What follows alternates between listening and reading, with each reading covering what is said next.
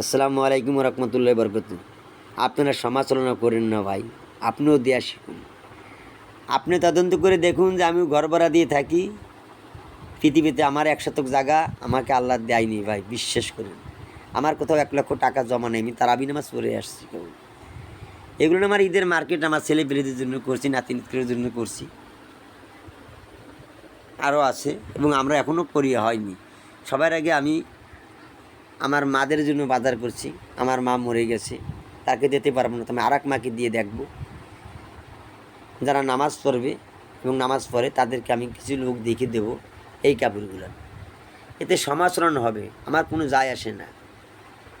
আমি এরম দেব, আপনারা যদি পারেন 5 খান না দিয়ে 1 খান দেন, ভালো দেন, তারা পড়তে পারে, তারা পড়তে পারে, এই কাপড়গুলো আমি দেবো। সবাই ভালো থাকবেন।